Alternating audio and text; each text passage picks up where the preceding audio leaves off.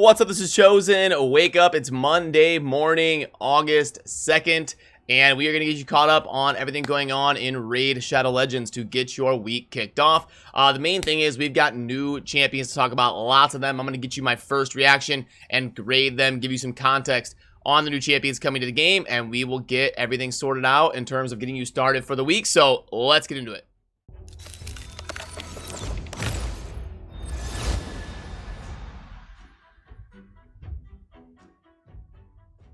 Alrighty, and you may have noticed I've been trying out adding some fun background music to some of my vids lately.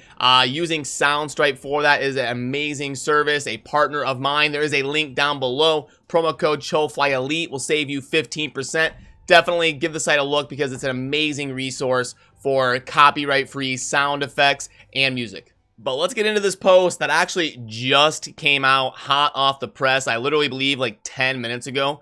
This came out at about 10:30 USA Central, 10:30 a.m. Monday morning. So this is just now hitting the Discord server, and we are going to go over some of these champions together. So it says, greetings Raiders. In the upcoming version of the game, 4.50, on top of other things, we have a bunch of new champions to show off, a few of whom will be limited to the Doom Tower. We've already gone over some of those, and the new Fusion champion. Remember, that starts here in a couple days. You can see the whole list of champions below. Okay, so the Doom Tower ones.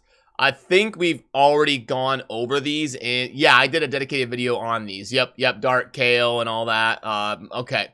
And then they show, I don't know if they're, yeah, here's the Fusion. So Mother Sibylle is the Fusion. So I've got dedicated videos on all of this stuff here. I'm going to try to go over some of the new ones that people haven't seen yet. I have a video reviewing all these live with stream, the chat grading them, me grading them. So I don't want to bore you and rehash everything again. But okay, so right here, this is new champions. This is the main tab to look at, and I'll try to remember to link to that over there if you haven't seen the dedicated look at some of those champions that I skipped over because I've already done them. So do not fret, you can see that if you would like. But we've got Leorius the Proud, we've got Skinwalkers. Okay, I've not seen this at all yet, so we're reacting live here. Attack one enemy 2 times, each hit 60%. You can't buff that to decrease defense for 2 turns. Defense break A1, pretty solid. Damage increases by 20% if the target has less than 60% HP. Okay, interesting qualifier there, but it is an A1. So usually not like a massive source of damage dealing, typically. Then we've got an A2, 3-turn cooldown. Oh, and you don't even need to book it to get a 3-turn cooldown. Okay.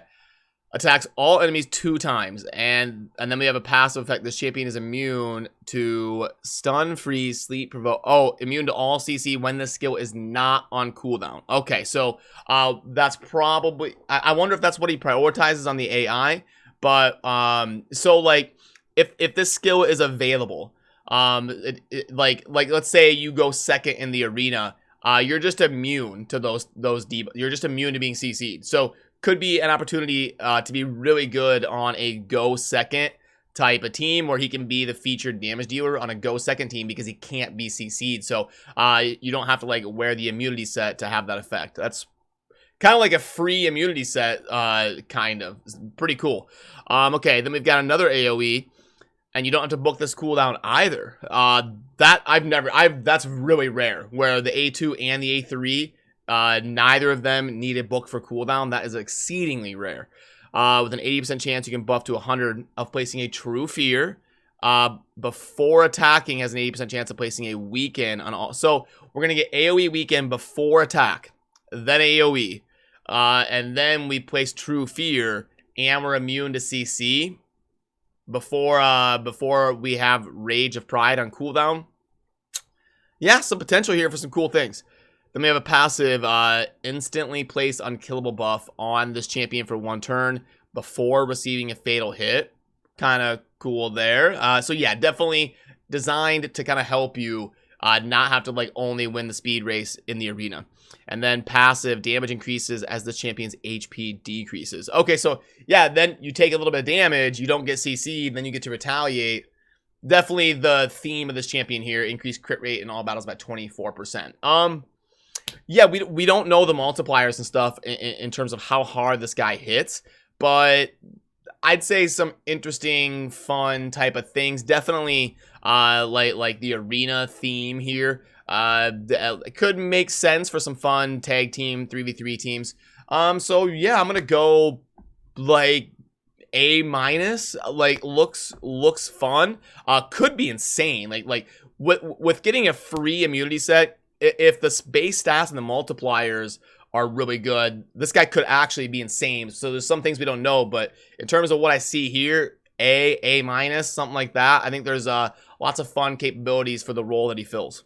Then obviously we've got Mother Sibylle, and I do have a graphic for that, like this right here. And I'll try to remember to put that down below if you want to see the actual infographic for the mother down below. But this is actually a little bit better because now we can finally see the cooldowns and stuff. Oh, we can book the A3 to I said I thought the A3 would book to a 4-turn cooldown, but we get 6. I didn't expect us to get 6 cooldowns from books. So yeah, they both do go to 3 turns. Wow, I don't know if I've ever seen that. 6 book cooldowns on one champion. Like usually you get like, 2 or 3 total, 1 or 2, 6 book cooldowns. That's got to be some sort of record on champions. But yeah, okay, so that does change things. I thought it was going to be a 3-turn and a 4-turn on the A2 and the A3. But the fact that they're both 3 turns makes her a little bit better. Okay. So I think the community consensus in general, if you just want a quick synopsis, the community was kind of thinking C+, B- for her. The fact that she goes 3-3, maybe a little bit better, maybe a B, could be an okay fusion champion here. I like the 3-3 rotation on the cooldowns. But then moving on, we have got another new one. So I'm gonna be reacting live here. Magnar, Spirit HP Demon Spawn, attack 1 enemy. Another decreased defense A1, 100% chance instead if they're under an HP burn. Okay. AoE books to a 3-turn cooldown, places an extra hit without HP burn, has a 50% chance of placing a stun if they have HP burn. Okay. Could be good in the right situation there. AoE stun if you hit the qualifier is an epic champion. Okay. Then we've got applies a debuff spread, taking 2 random debuffs from the target and placing them on all enemies under HP burn. Also increase the duration of HP burn. Will not spread the CC type debuffs. That's pretty standard. Okay, debuff spread. It looks like they're kind of trying to add more of that to the game recently. It's a really, really rare role in the game. We got also a passive. Heal champion by 1% of their max HP every time someone in the battle takes damage from an HP burn debuff. Okay, so lots of situations where that would come in handy. Increase defense in Doom Tower battles by 30%. So yeah, I could see this guy being pretty good in certain Doom Tower situations like boss fights and stuff. So, and is an epic champion. So okay, we got 3 turns and 3 turns. Again, we got A2 and A3 3-turn rotation on both. So yeah, I'd say like a B.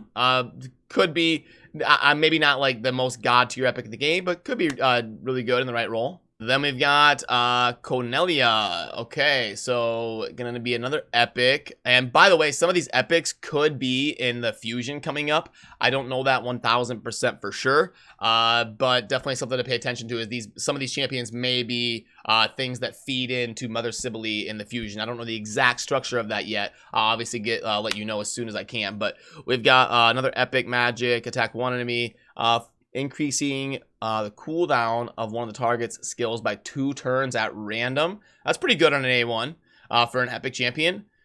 40%, it books to 50, increasing something by 2 turns at random. That's not bad on an A1. We all know like Warlord, the increasing cooldown, like that ability can be insane. Then we've got the A2 here, books to a 3-turn. Basic, 80% chance of placing a sleep. It does book to 100 on all enemies for 1 turn. You got to be careful with sleep. It's not as good as stun. Then Ascended, 80% chance of placing a sleep on... What's the difference here? What is the difference? 80% chance of placing a sleep on all enemies for 1 turn. Ascended, 80% chance of placing a sleep on all enemies for 1 turn. Am I missing something here? What is the difference on the basic and the Ascended? Like, I know it's Monday morning, but am I going crazy here? Has an 80% chance of placing a sleep debuff on all enemies for 1 turn. has an 80% chance of placing a sleep debuff on all enemies for 1 turn. Okay, well, I hope I'm not going crazy, but I don't see the difference there. But we've also got a passive effect whenever an enemy loses a shield, although maybe the Ascended version adds the passive. That could be it. Okay, but it just kind of, it's structured a little bit weird here on the image. Whenever an enemy loses a sleep debuff placed by the skill, has a 50% chance of replacing it with a fear. That's a cool mechanic. We haven't really seen that. Okay. And that books to a 3-turn. Yeah, okay. So sleep is a little bit risky to get consistent value out of because obviously they wake up when they get touched. But okay, yeah, that's kind of cool. You still have a chance to replace it with a fear. Then we got place a sleep debuff on an ally for 1 turn. What? Places a sleep debuff on an ally for 1 turn. Heal that ally by 50% of their max HP and fill their turn meter by 50% whenever the sleep debuff expires or gets removed. Heal that ally by 100% and completely fill their turn meter if the sleep debuff is lost due to taking damage from an enemy. That books to a 2-turn cooldown. That's interesting. I haven't really seen that mechanic in the game, so that'd be fun to kind of play around with and test. I like that. Then we got an epic with an all battle speed aura of 19%. Okay, in terms of an epic, could be fun. I'm gonna give this like a B+. It's hard to grade them live without knowing the base stats and kind of being able to test them, admittedly. But based off what I see here, some new mechanics and some fun stuff with some CC and some cooldown. Yeah, I'd go like B+. Could be a fun epic. Next up is another epic. We've got Jurajin, Shadowkin. We're really getting champions added to that faction, which is good.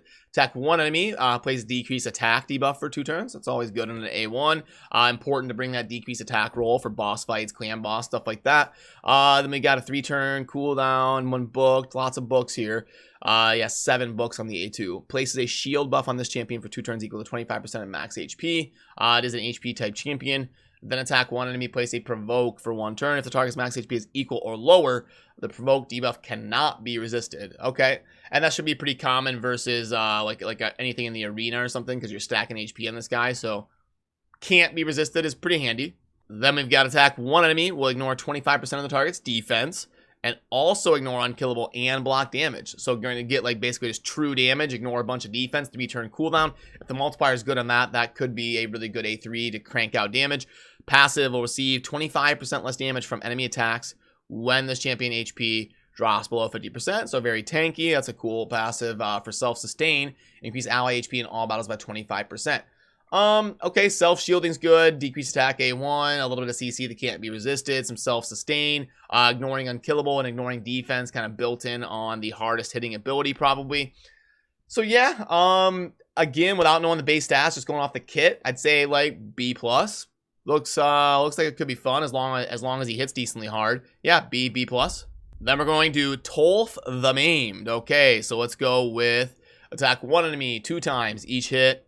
Heals the champion by 30% of damage inflicted. That's pretty good. Oh, the attack cannot be critical. Okay. Okay. So are they gonna? So they're gonna probably make this guy an interesting one where you don't need to build any crit. So let's see how the kit structure is here. Remember, I'm reacting live. Attack 1 enemy, 3-turn cooldown. When not attacking bosses, inflict pure damage and decrease target's HP to 50%. Ah, okay. So we're just gonna automatically lower, so whether they're full health or 75% health, just whatever, it's gonna just take them to 50% no matter what. So you don't really need to build like crit rate and crit damage on this guy. It looks like inflicts damage based on this champion's max HP instead, and places a stun debuff for 1 turn if the target already has less than 50%. Okay, yeah, so gonna be all about stacking tons of HP and just, yeah, this is gonna be an interesting one. Inflict damage based on this champion's max HP when attacking bosses.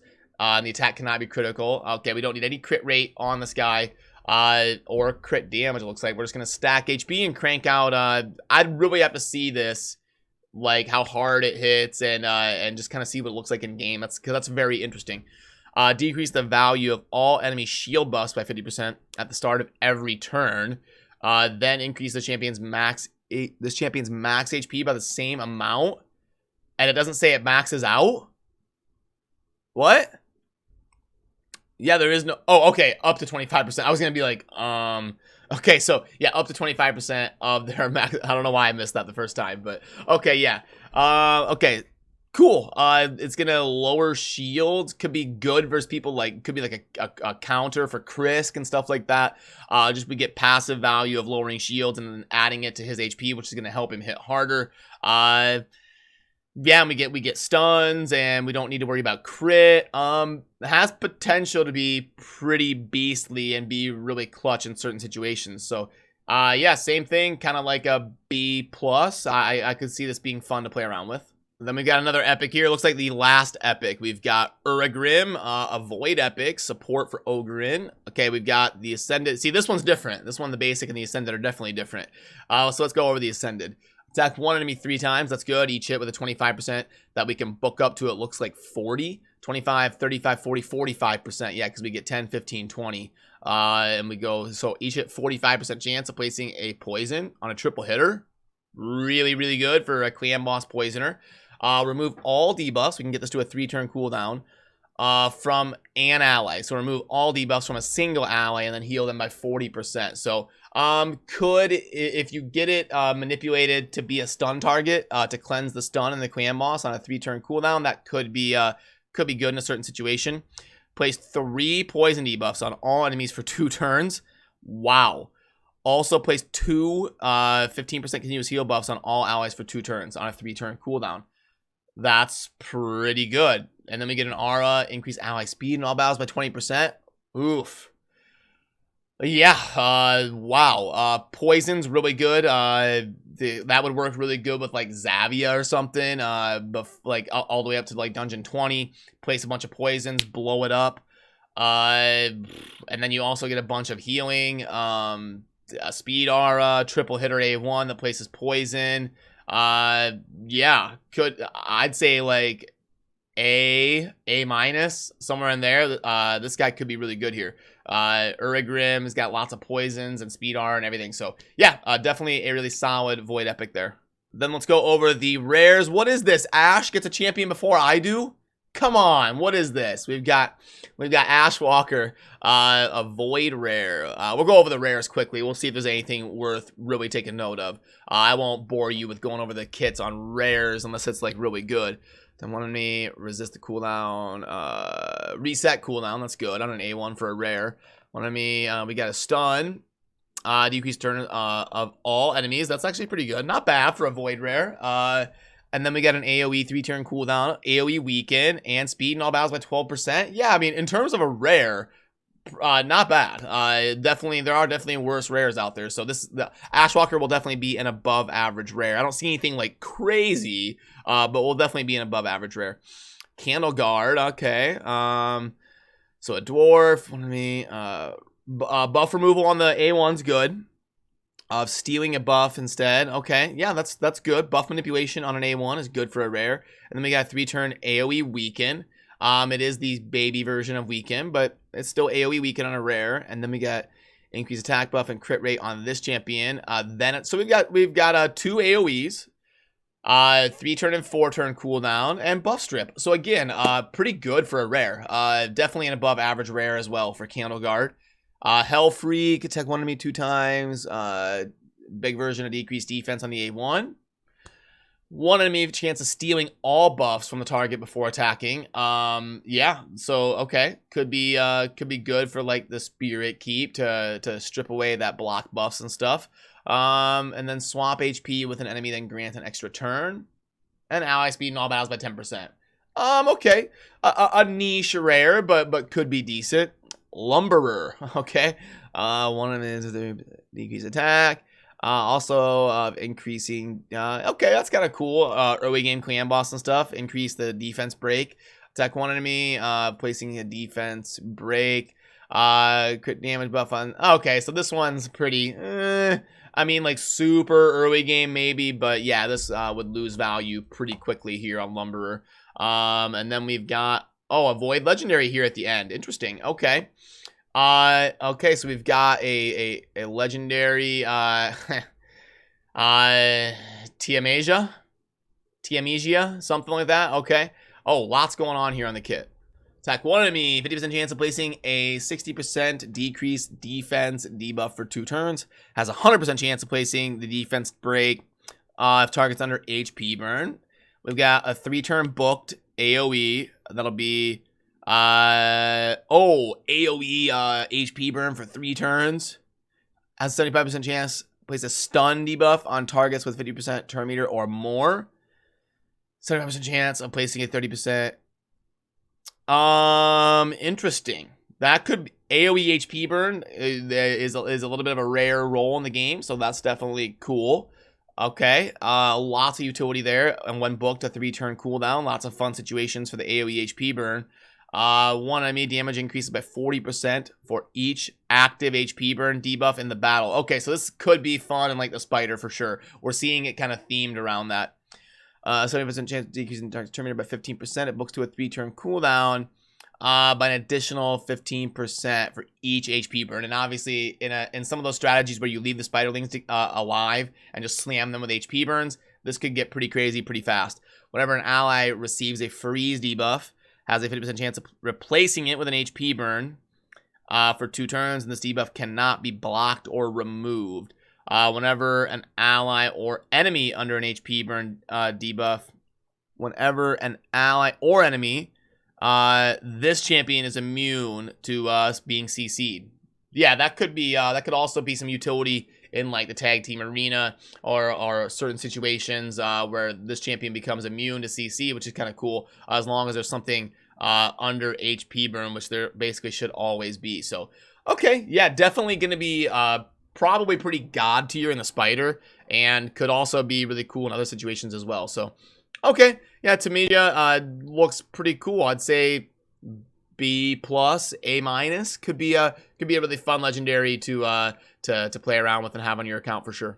So that covers it for the new champions. Let's dive into some of the stuff going on in game. And as soon as we know the structure of the fusion and stuff, which I'm assuming will happen soon, I will keep you up to date on that as well. Also, this weekend, if Plarium goes by their normal rotation, we should get 2x voids starting in about 4 or 5 days. So this weekend, look out, save up your void shards. We should have a big 2x void summoning event as long as the rotation stays normal, because we just had a 10x, and then the weekend before that we had 2x sacreds, and it goes ancient, sacred, void. A good way for you to remember is the 2x rotations go in alphabetical order. So it'd be ancient, sacred, void, ASV, which means void should be next this weekend if they do everything on the normal rotation. And there will not be clan versus clan this week. They have been typically doing every other week. We had a CVC last week, about 6 days ago, starting on Tuesday. So your next CVC match will be in about 8 days, launching next Tuesday, as long as they stay normal. The Doom Tower is going to be resetting in just over 1 day, so make sure you are focusing on your Doom Tower, getting progressed as much as you can, and focusing on these secret rooms, because that is going to be ending very soon, so you're going to want to pay attention to that over the course of the next day or two, and we will be announcing the winner of the free-to-play competition that was based around this iteration of the Doom Tower. We're going to get that $500 prize paid, and I will let you know exactly how that contest went.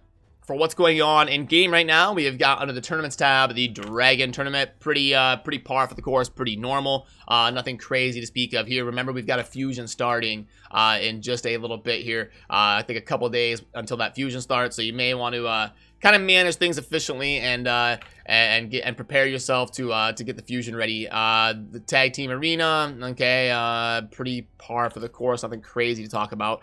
Champion training starting tomorrow, and then under the events tab, I believe we have like a fusion warm-up event. Yeah, you definitely want to focus on these and make sure you can see up here in the top 90 points a day that you can get. You definitely want to earn those 90 points every day, because these resources are some of the easiest resources to acquire that you'll find in the game. And then it says how to win down here by looting artifacts from dungeons and campaign locations. So just make sure you're grinding a little bit of the campaign, a little bit of dungeons, and at least scooping up this 90 points a day. Even if you're not very like grindy or super active on raid, definitely get that 90 points a day. And we've also got a champion training. These champion training events are always live, huh? But really nothing crazy to speak of here. There's not even any like core hammers to go over. Usually they've got core hammers down here at like 4K or something, but we don't even see any core hammers. So you don't have to feel bad about going super hard on the current champion training event or anything. Alrighty, so for the offers, I'm going to try to go quick here because this video is already going to be super long. We had a lot of champions to go over and stuff. Now, neither one of these are very good in my opinion. This would be for like high spenders and like, yeah, kind of like early to mid game. This would be like early game high spenders. This would be like end game. But even this is really bad. This one for an early game high spender on the left could make sense, but still not going to be a recommend from me. Special progress, this one's probably worth plugging in because we've got fusion starting soon and everything. Let's go energy refills 4, gems 300, energy 600, and silver 300k.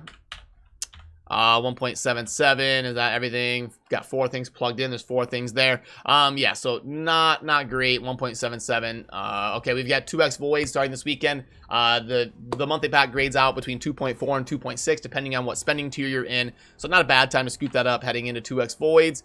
Faction accessories, $20 for 5-star gear. We are not going to do. So unfortunately, nothing super crazy in the offers that I would want to recommend.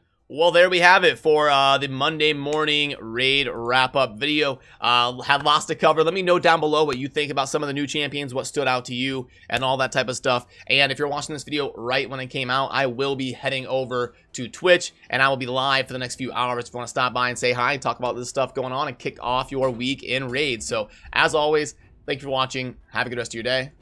Peace.